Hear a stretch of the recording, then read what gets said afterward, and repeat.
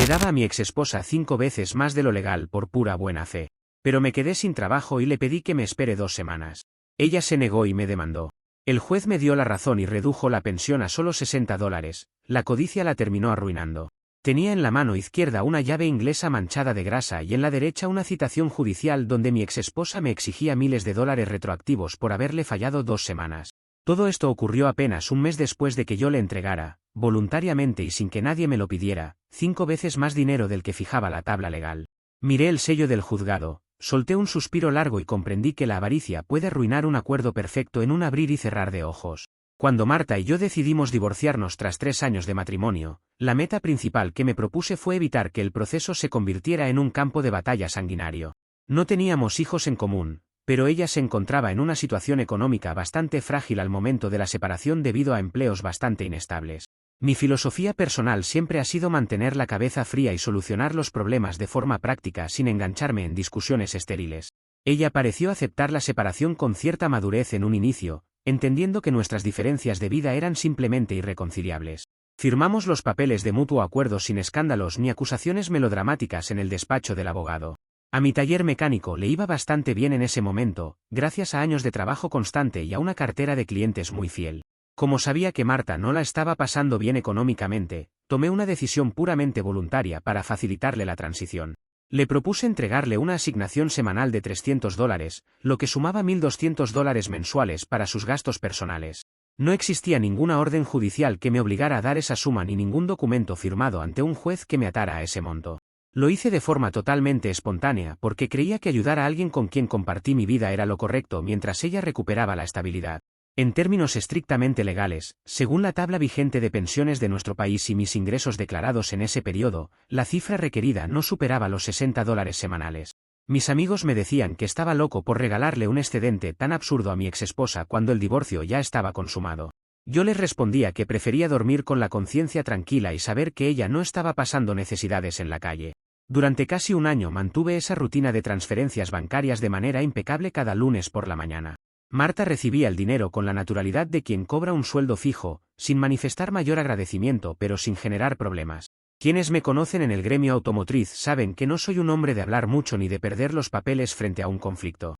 Mi manera de reaccionar ante la prepotencia siempre ha sido dar 2 pasos atrás, guardar silencio y documentar absolutamente todo con precisión quirúrgica. Guardaba en una carpeta digital cada comprobante de transferencia bancaria realizada a la cuenta de Marta desde el primer día. No lo hacía por desconfianza inicial, sino por el simple hábito contable que mantengo para todos los gastos de mi negocio. Esa tranquilidad para manejar los números se convertiría más tarde en mi mejor herramienta de defensa. El panorama cambió drásticamente el mes pasado cuando una falla severa en la red de distribuidores de repuestos frenó las operaciones de mi taller. Varios contenedores con piezas de motor importadas se quedaron varados en el puerto, lo que paralizó 3 reparaciones grandes que representaban el grueso de mi flujo de caja. De repente me vi en la necesidad de apretarme el cinturón y reestructurar las cuentas operativas para pagar primero la nómina de mis empleados y a los proveedores. Fue una complicación logística temporal que requería exactamente 2 semanas para normalizarse mientras los pagos pendientes ingresaban a la cuenta del taller. Llamé a Marta por teléfono un viernes por la tarde con el tono más calmado y respetuoso posible para explicarle la situación. Le comenté que el taller estaba atravesando un bache de liquidez por un retraso con las entregas de suministros e insumos mecánicos. Le pedí con total amabilidad que me esperara 2 semanas para ponerme al día con su asignación, garantizándole que luego retomaríamos las transferencias semanales. Para mí era una conversación totalmente razonable entre 2 adultos que habían mantenido una relación civilizada durante un año entero. Asumí de forma ingenua que ella entendería un contratiempo empresarial tan puntual y menor. La respuesta de Marta al otro lado de la línea fue una explosión de histeria que me tomó completamente desprevenido por su nivel de agresividad. Empezó a gritarme por el auricular diciéndome que yo era un miserable y un tacaño que solo buscaba excusas para perjudicarla. Me acusó abiertamente de estar armando una estratagema maquiavélica para despojarla de lo que, según su lógica, le correspondía a ella por derecho divino.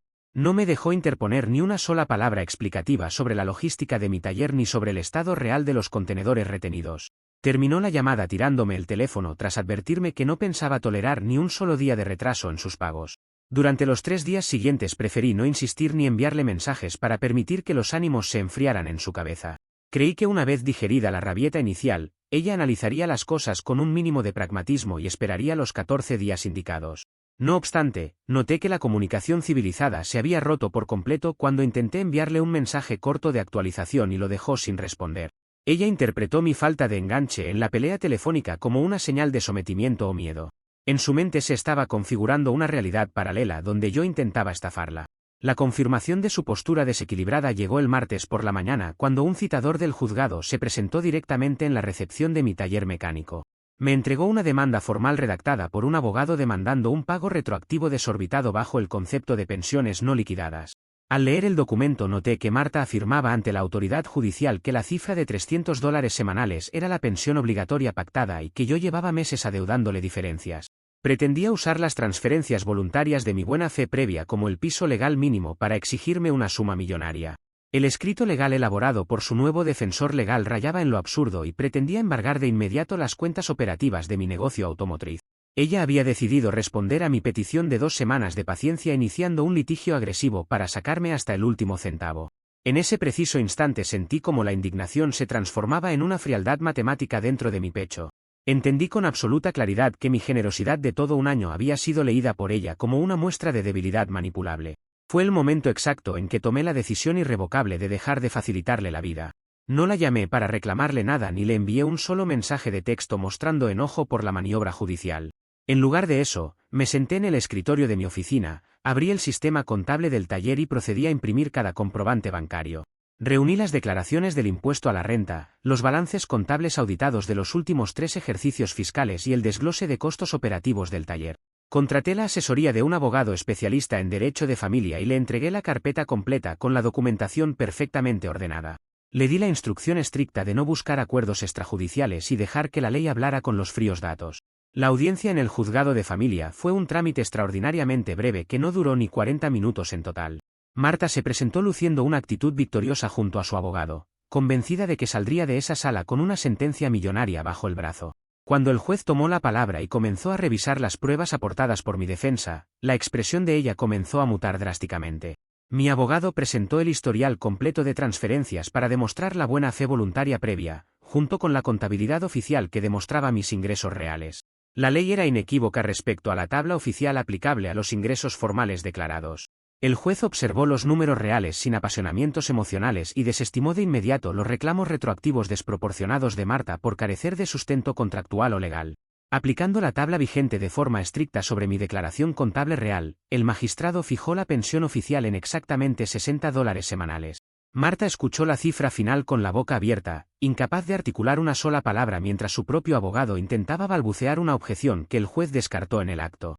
La audiencia concluyó fijando ese monto mínimo estricto, dejando a Marta con una quinta parte de lo que solía recibir por mi pura buena voluntad.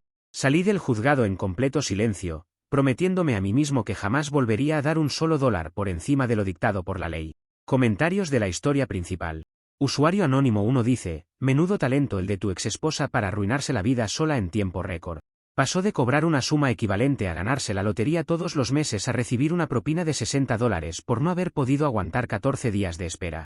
Literalmente prefirió ir a un juzgado a pedir la luna y terminó saliendo con las manos vacías por pura codicia. Respuesta de OP, yo no tuve que hacer ningún malabarismo para que las cosas terminaran así en la audiencia. Me limité a imprimir el historial contable y dejar que la verdad documental hablara por sí sola ante la autoridad judicial. Los recibos de transferencia demostraban de sobra toda la buena fe que le tuve durante un año, pero ella prefirió que un juez le explicara la realidad. Usuario Anónimo 2 dice, sinceramente me parece lamentable que te sirvas de un vacío legal para recortarle el dinero a tu exesposa de esa manera. Un hombre de verdad mantiene su palabra y sigue pagando el monto alto sin importar si el taller mecánico entra en quiebra o si las piezas se quedan atascadas en el puerto. Dejaste a una mujer en la ruina solo por tu orgullo de no querer pedirle disculpas. Respuesta de OP, me fascina ver cómo algunos confunden la contabilidad básica con una especie de examen de caballerosidad antigua. Pretender que un negocio absorbiera pérdidas inexistentes mientras se mantenían regalos voluntarios de $300 semanales es un chiste financiero que ningún juez iba a validar. La ley existe precisamente para marcar un límite claro cuando la otra parte decide cambiar la buena fe por una demanda absurda. Actualización 1. Ha pasado un mes desde la última actualización. La tranquilidad en el taller mecánico había vuelto a su cauce normal y los repuestos retrasados finalmente llegaron al puerto para ponerme al día con los clientes.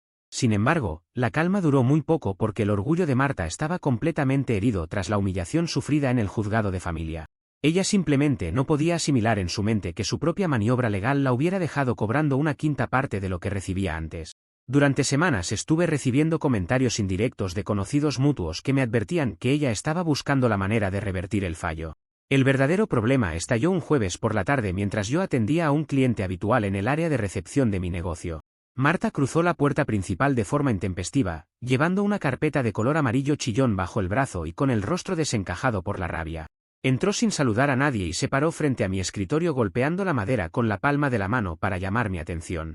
El cliente que estaba a mi lado notó de inmediato la tensión y prefirió dar un paso atrás hacia la zona de espera. Yo no levanté la voz ni mostré sorpresa alguna ante su irrupción imprevista. Sin perder la serenidad, deslicé suavemente mi teléfono celular sobre el mostrador de recepción y activé la aplicación de grabación de voz con un toque rápido. Marta no se dio cuenta del movimiento porque estaba demasiado concentrada en su propio discurso lleno de indignación y reproches. Sacó un documento impreso de la carpeta amarilla y me lo tiró sobre el escritorio exigiendo que lo firmara de inmediato.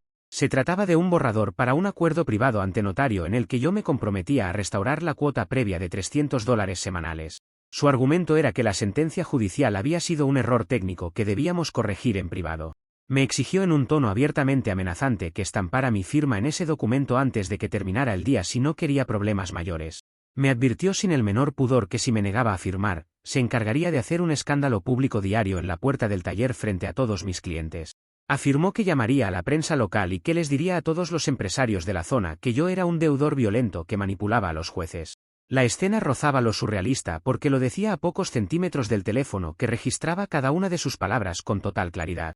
Mantuve los brazos cruzados sobre el pecho y dejé que soltara toda la munición verbal que tenía preparada sin interrumpirla ni una sola vez. Cuando finalmente hizo una pausa para tomar aire, la miré fijamente a los ojos con la frialdad que requiere la situación.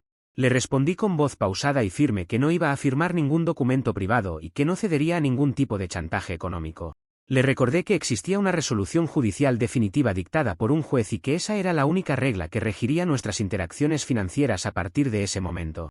Al notar mi total falta de reacción nerviosa y mi rechazo absoluto a su propuesta, la cara de Marta se tornó roja de pura frustración. Se dio cuenta de que sus amenazas de armar un circo en la puerta del taller no estaban surtiendo el más mínimo efecto en mi temple. Recogió sus hojas de la carpeta amarilla con manos temblorosas mientras intentaba mantener una postura de superioridad que ya no le quedaba. Se retiró a paso apresurado hacia la salida, gritando desde la puerta que esto no se iba a quedar así y jurando que me llevaría a la ruina en instancias superiores. Pocos días después me enteré por vías legales de que Marta había decidido llevar su obsesión un paso más allá en el sistema judicial. Gastó los últimos ahorros significativos que le quedaban en su cuenta bancaria para contratar a un abogado privado llamado Andrés. Andrés era un litigante conocido en el ambiente local por aceptar causas perdidas siempre y cuando se le pagaran los honorarios por adelantado. Marta acudió a su despacho convencida en su distorsionada visión de la realidad de que yo había ocultado información contable en el primer juicio. Ella le aseguró al abogado Andrés que mis libros financieros estaban maquillados y que el taller generaba ganancias millonarias que el juez anterior no quiso ver. Andrés, viendo una oportunidad perfecta para facturar unos miles de dólares a costa de la desesperación de su clienta, le prometió redactar una apelación demoledora. Marta estaba tan cegada por el despecho que prefirió vaciar sus reservas personales pagándole a un profesional del litigio en lugar de aceptar los $60 semanales. Estaba dispuesta a arriesgar el poco capital que le quedaba con tal de intentar doblarme el brazo en los tribunales. Por mi parte, me limité a llamar a mi defensor legal para informarle sobre la nueva apelación presentada por el abogado Andrés en representación de Marta. Mi abogado sonrió al escuchar los detalles del escrito y me aseguró que esa apelación no tenía el más mínimo sustento jurídico ni probatorio. Me aconsejó mantener la calma absoluta y no realizar ningún movimiento apresurado mientras la corte revisaba los folios del caso. Guardé el archivo de audio grabado en el taller en 2 discos duros externos y en la nube como respaldo de seguridad. La actitud de Marta durante esa semana fue la de alguien que creía tener acorralado a su enemigo mediante presiones legales e intimidaciones. Se le veía pasar en su automóvil frente a mi taller de forma esporádica, mirando hacia la recepción como esperando ver signos de preocupación en mi rostro. Sin embargo, lo único que encontraba era un taller funcionando a plena capacidad, con autos entrando y saliendo y un equipo de trabajo enfocado en sus labores. Mi indiferencia actuaba como un catalizador que la empujaba a cometer errores cada vez más costosos para su propio bolsillo. Su creencia de que un tribunal de alzada revertiría la decisión del juez de primera instancia era una pura ilusión alimentada por las promesas de Andrés. El abogado simplemente cobraba cada consulta y cada escrito presentado, sin importarle el impacto devastador que esto tenía en la economía personal de Marta. Mientras ella gastaba recursos que no tenía en recursos jurídicos estériles, la pensión legal de $60 semanales se depositaba puntualmente cada lunes. La trampa en la que se estaba metiendo no era obra de nadie más que de su propia incapacidad para aceptar la realidad. El primer mes tras la sentencia inicial cerró así con un escenario tenso pero bajo control por mi parte en todo momento. Yo continué administrando el taller con rigor contable, asegurándome de que cada factura y cada ingreso estuvieran perfectamente asentados en los libros oficiales. Sabía que la apelación de Andrés tendría un recorrido muy corto en la corte debido a la contundencia de nuestras pruebas presentadas desde el día 1. Marta había decidido gastar sus últimas defensas financieras en una guerra que ella sola había declarado por pura arrogancia.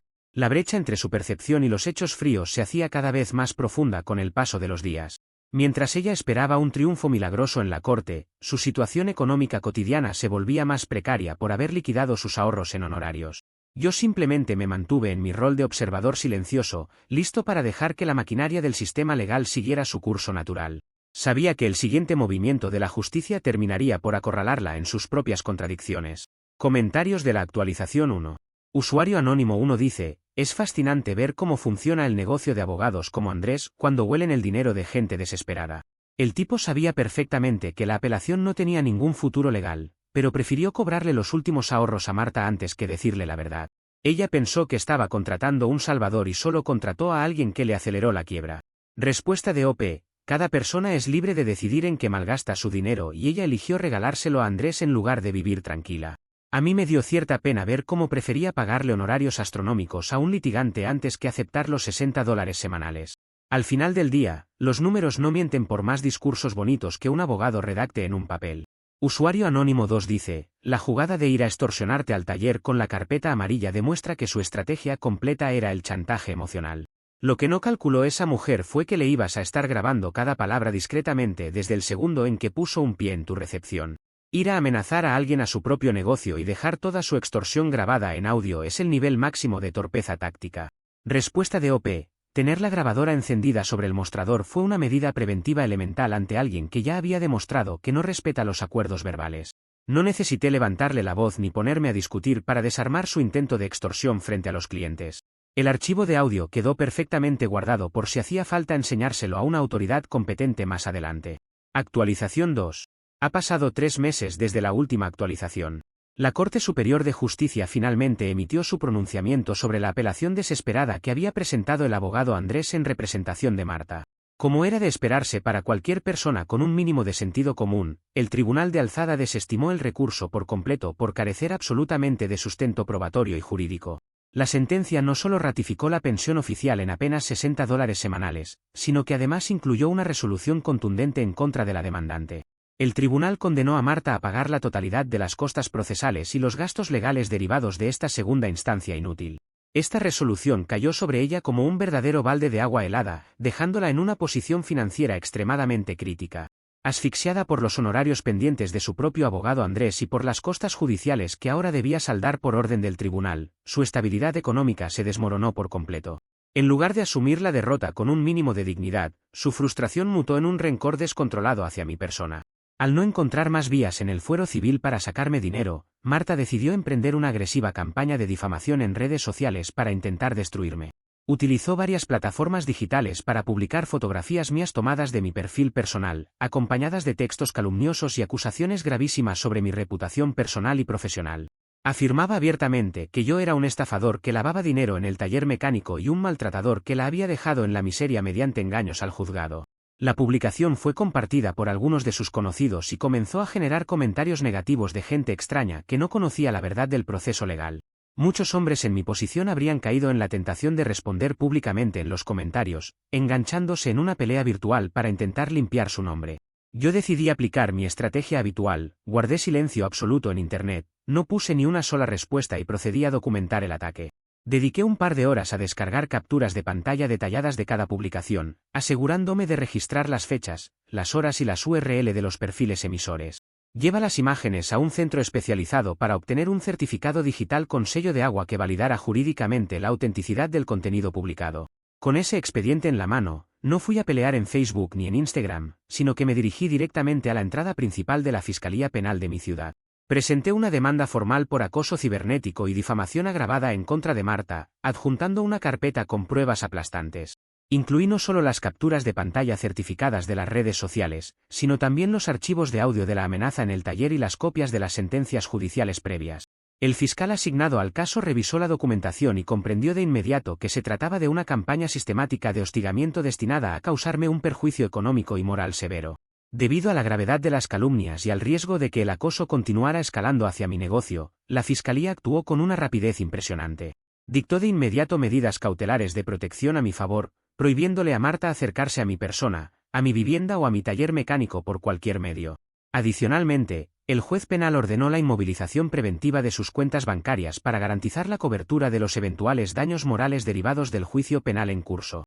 La noticia de la inmovilización de sus cuentas le llegó a Marta de la forma más drástica posible cuando intentó pagar sus compras en una tienda local. Su tarjeta fue rechazada de inmediato por la terminal de pago y al llamar a su entidad bancaria le informaron que sus fondos estaban congelados por orden judicial.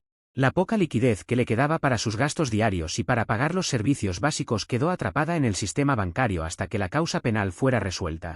Su intento de destruirme públicamente a través de Internet terminó congelando el poco oxígeno financiero que le quedaba para sobrevivir semana a semana.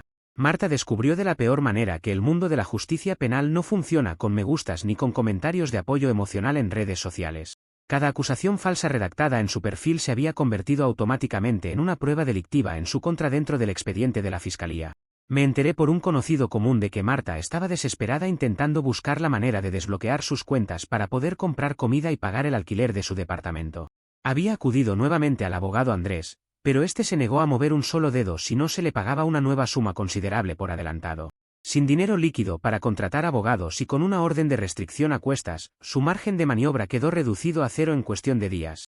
A pesar del caos que ella misma había generado a su alrededor, yo mantuve mi rutina diaria en el taller mecánico sin alterar mis horarios ni mi temperamento. La pensión oficial de $60 semanales continuaba retenida o depositada conforme lo exigía la ley civil, cumpliendo yo con mi obligación al pie de la letra. No sentía alegría por su desgracia, pero sí una profunda tranquilidad al ver que las instituciones estaban respondiendo con contundencia frente al acoso. La campaña de difamación en redes sociales fue borrada casi en su totalidad en un intento tardío de Marta por limpiar su expediente ante el fiscal penal. No obstante, las capturas de pantalla certificadas con sello de agua ya formaban parte del proceso judicial y no podían ser eliminadas por magia digital. Su falta de control emocional la había empujado de un conflicto de pensión alimenticia a un expediente penal que ponía en riesgo su libertad. El segundo bloque de esta historia cerraba con Marta completamente acorralada por las consecuencias directas de su imprudencia digital y jurídica. La estrategia del ataque frontal le había salido abrumadoramente cara, transformando un dividendo seguro en un terreno minado de deudas y restricciones legales. Yo me mantuve enfocado en hacer crecer mi negocio, sabiendo que el siguiente capítulo de esta historia dependería enteramente de si ella decidía detenerse o seguir cayendo. Comentarios de la actualización 2. Usuario Anónimo 1 dice, es impresionante cómo tu exesposa logró pasar de cobrar una pensión holgada a tener las cuentas bancarias completamente congeladas por el juez penal. Quiso jugar al póker con el sistema judicial usando cartas falsas en Facebook y terminó debiendo hasta el servicio de Internet. Su nivel de autosabotaje es digno de ser estudiado en facultades de Derecho. Respuesta de OP. Las acciones que se toman en el fuero penal tienen repercusiones absolutamente reales y ella pensó que Internet era un territorio sin leyes. Cuando el juez penal emite una orden oficial de inmovilización preventiva, no hay berrinche en redes sociales que valga para recuperar la liquidez. Yo simplemente me encargué de entregar las pruebas en el despacho correcto y dejar que la autoridad hiciera su trabajo. Usuario Anónimo 2 dice, a mí me pasó exactamente algo similar con una expareja que usó su cuenta de Facebook para inventar historias absurdas cuando perdió un juicio laboral. Creen que por escrachar a alguien en Internet van a ganar mágicamente la razón que la ley les denegó en los tribunales. Me alegro mucho de que no hayas caído en su juego de responder comentarios y te fueras directo a la fiscalía. Respuesta de OP. Engancharse a discutir en redes sociales es el error más grande que se puede cometer ante una campaña de desprestigio. La respuesta adecuada siempre debe ser fría y legal, descargando las evidencias y acudiendo a las instancias penales correspondientes sin hacer ruido. Caer en sus provocaciones digitales solo les da más combustible para seguir creando espectáculo. Actualización 3. Ha pasado 6 meses desde la última actualización. La causa penal por difamación y acoso avanzaba a paso firme en los juzgados mientras Marta vivía acorralada por la falta de dinero y las deudas que la ahogaban. Sin embargo, su incapacidad para aceptar las consecuencias de sus actos la llevó a planear un movimiento desesperado que superaría cualquier incoherencia previa. Ocurrió un martes por la tarde mientras yo supervisaba la reparación completa del sistema de frenos de un camión en mi taller. De repente, la aplicación de seguridad de mi teléfono celular comenzó a emitir una serie de alertas sonoras de alta prioridad en mi bolsillo. Se trataba del sistema de sensores de presencia y apertura de puertas que había instalado en mi vivienda particular un mes atrás, precisamente como medida de precaución tras las amenazas previas. La pantalla del teléfono indicaba que la puerta principal de mi casa había sido abierta desde el exterior sin haber desactivado la alarma con el código correcto. Marta, en su completa desesperación por obtener dinero rápido para pagar los honorarios del abogado Andrés y saldar sus deudas acumuladas, cometió una locura mayor. Había utilizado un juego de llaves antiguo de mi casa que nunca devolvió tras el divorcio para colarse en mi propiedad privada mientras yo trabajaba. Su plan era apoderarse de varios equipos electrónicos de valor y de mis herramientas mecánicas de repuesto para revenderlos rápidamente en el mercado negro. Lo que ella no calculó en su torpe planificación era que mi casa ya no era el inmueble desprotegido de hace un año.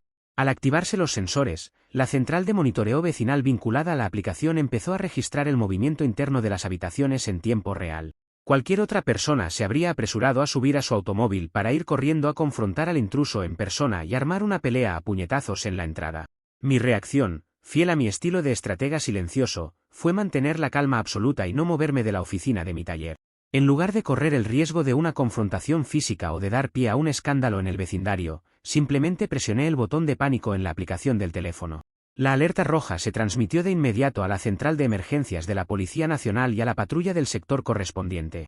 Les proporcioné a los operadores la dirección exacta y la confirmación de que había un delito de allanamiento en pleno desarrollo comprobado por sensores. La patrulla policial del sector actuó con un nivel de eficiencia impecable, arribando a la puerta de mi casa en menos de 10 minutos desde la llamada. Mientras tanto, Marta continuaba dentro de mi domicilio completamente ajena a la presencia de las autoridades en la calle. Estaba ocupada empacando mi consola de videojuegos, 2 televisores de pantalla plana y varias cajas de herramientas mecánicas dentro de unas cajas de cartón que encontró en el garaje. Los agentes de policía encontraron la puerta principal entreabierta debido a la prisa con la que ella estaba sacando los objetos de valor hacia la entrada. Los uniformados ingresaron al inmueble con sus armas de reglamento en la mano y la sorprendieron en el pasillo principal con una caja de cartón en los brazos. La escena rozaba lo ridículo. Marta se quedó paralizada en el sitio, intentando dar explicaciones absurdas de que estaba recuperando bienes personales que le pertenecían desde el matrimonio. Los oficiales de policía no compraron ninguna de sus excusas verbales, dada la falta de autorización del propietario y la alarma de intrusión activada en la central. Procedieron a colocarle las esposas metálicas en las muñecas de inmediato y a leerle sus derechos correspondientes por los delitos cometidos en flagrancia. Toda la secuencia fue presenciada por varios vecinos de la cuadra que salieron a sus balcones al ver las luces intermitentes de la patrulla en la calle. Recibí una llamada del sargento a cargo de la unidad informándome de que la intrusa había sido reducida y solicitando mi presencia para presentar la denuncia correspondiente. Caminé tranquilamente hacia mi casa, distante a pocas cuadras del taller, y me encontré con la patrulla estacionada frente a mi entrada. Marta estaba sentada en el asiento trasero del vehículo policial, con el rostro bañado en lágrimas y la mirada perdida hacia el piso. Acompañé a los agentes al interior del inmueble para certificar el estado de las cosas y corroborar los artículos que ella pretendía sustraer en las cajas de cartón. Firmé el acta de procedimiento en el lugar y me trasladé posteriormente a la comisaría para formalizar la denuncia por allanamiento de morada, tentativa de robo y la violación directa de la orden de alejamiento vigente. Las cajas con los televisores y la consola quedaron bajo custodia policial como evidencia física del delito cometido en flagrancia. Este nuevo evento sepultó por completo cualquier posibilidad de que Marta pudiera salir bien librada de su embestida contra mi persona. Ya no se trataba de una disputa civil por pensiones alimenticias ni de un reclamo verbal en redes sociales, se trataba de un delito penal grave registrado en flagrante delito. Su obstinación por no aceptar los $60 semanales la había llevado directamente al calabozo de una comisaría central. Pasó la noche en la celda de detención provisional a la espera de la audiencia de formulación de cargos ante el juez de turno. Ninguno de sus conocidos ni familiares cercanos acudió a pagar una fianza o a llevarle ayuda, cansados también de sus constantes líos y desaciertos. La soledad y el peso de las consecuencias legales terminaron por romper el cascarón de soberbia que había lucido durante meses. El tercer bloque de esta historia dejaba a la contraparte en la situación más humillante y crítica de toda su vida personal. Su intento de saquear mi vivienda para financiar sus deudas legales la había conducido directo a un expediente criminal con pruebas irrefutables. Salí de la comisaría entrada la madrugada, sabiendo que el desenlace de esta pesadilla estaba finalmente a la vuelta de la esquina. Comentarios de la actualización 3. Usuario Anónimo 1 dice, tengo una duda genuina sobre la logística de tu exesposa en esta escena. Las cajas de cartón que usó para empacar tus televisores y tu consola de videojuegos las compró con los $60 de la pensión legal o también las sacó fiadas en alguna tienda. Es increíble el nivel de planificación criminal de pacotilla que manejaba esa mujer. Respuesta de OP. Como mencioné en la historia, su nivel de planificación fue tan patético que ni siquiera trajo con qué llevarse las cosas, utilizó unas cajas de cartón vacías que encontró tiradas en mi propio garaje. El reporte policial del arresto especifica con todo detalle. El reporte policial del arresto especifica con todo detalle cómo la encontraron con las manos en la masa y la consola dentro de la caja. Ni para organizar un robo tuvo la precaución de no activar los sensores de presencia que estaban a la vista de cualquiera. Usuario Anónimo 2 dice, la tipa se creyó la protagonista de una película de espías internacionales usando unas llaves viejas de la casa y terminó haciendo un cameo estelar adentro de una patrulla policial frente a todos los vecinos. Pasar de exigir pensiones millonarias a ser escoltada en esposas por empacar televisores ajenos es el remate más ridículo de toda esta historia. Respuesta de OP. Resulta bastante risueño ver cómo la imprudencia de una persona no tiene ningún tipo de límites cuando se deja llevar por la desesperación. Creyó que usar un juego de llaves antiguo le daba derecho a saquear mi casa para pagarle los honorarios a su abogado Andrés. El problema fue que el sistema de monitoreo automático no entiende de excusas nostálgicas ni de rencores pasados. Actualización 4. Ha pasado un año desde la última actualización. Las aguas han regresado por completo a su cauce y la tranquilidad reina nuevamente en mi vida cotidiana tras el cierre definitivo de todo este proceso legal. Se celebró finalmente la audiencia decisiva ante el Tribunal Penal para resolver la causa acumulada por allanamiento de morada, tentativa de robo, violación de medidas cautelares y difamación agravada. Marta se presentó a la sala de audiencias luciendo un aspecto profundamente deteriorado y sin un solo rasgo de la arrogancia que mostraba al inicio de esta historia. Ante la contundencia de las pruebas acumuladas, que incluían las grabaciones de audio, las capturas certificadas y el arresto en flagrancia con las cajas de cartón, su defensa no tuvo más remedio que declararse culpable. Para evitar una condena de prisión efectiva en un centro penitenciario, Marta tuvo que acogerse a un acuerdo de suspensión condicional del procedimiento bajo condiciones sumamente estrictas. El juez penal dictó una sentencia que incluyó 200 horas obligatorias de trabajo comunitario barriendo plazas y parques públicos de la ciudad. Asimismo, la sentencia le impuso la obligación formal de repararme económicamente por los daños materiales y morales generados a lo largo de sus ataques. Como sus cuentas bancarias permanecían congeladas y no contaba con liquidez para afrontar la reparación, la justicia le fijó cuotas de pago mensuales vinculadas a cualquier ingreso futuro que obtuviera. Al no poder sostener el alquiler de su departamento debido a la acumulación de deudas y a la falta de apoyo financiero, Marta fue desalojada del inmueble en el que vivía. Tuvo que mudarse a una pequeña habitación rentada en un barrio periférico de la ciudad y buscar trabajo de manera urgente para no terminar en la calle. Consiguió un empleo a tiempo completo como cajera en la sucursal de un supermercado local, trabajando en turnos rotativos de 8 horas diarias. Su ambición desmedida transformó lo que era un ingreso seguro y libre de $1.200 mensuales entregados por mi pura buena fe en una pensión legal ajustada de apenas $60 semanales y un expediente criminal que la acompañará de por vida. Por mi parte, mi taller mecánico recuperó su ritmo financiero habitual de trabajo, superando por completo los baches de liquidez del pasado y expandiendo su cartera de clientes. La paz volvió a mi hogar, que ahora cuenta con sistemas de seguridad reforzados y la certeza de que las fronteras legales se respetan al pie de la letra. Aprendí una lección invaluable durante todo este proceso: la mejor respuesta frente a la extorsión y la codicia desmedida es mantener la cabeza fría y apegarse estrictamente a la ley sin dar el menor brazo a torcer. La última vez que vi a Marta fue por pura casualidad hace un par de semanas cuando fui a comprar provisiones al supermercado de la zona. Se encontraba en el pasillo de los productos congelados, vistiendo el uniforme de la empresa y reacomodando cajas en los estantes inferiores con rostro cansado. Al notar mi presencia a pocos metros de distancia, bajó la mirada de inmediato y fingió estar extremadamente ocupada revisando las fechas de caducidad de los paquetes.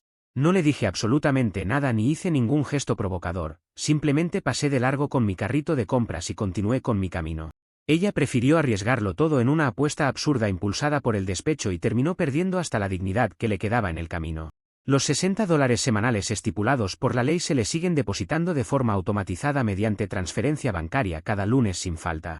Ya no hay espacio para llamadas telefónicas, ni para carpetas amarillas con acuerdos notariados, ni para amarguras innecesarias en mi vida. La vida continuó su marcha normal para mí, mientras que para ella el peso de sus propias decisiones se convirtió en su rutina de cada día.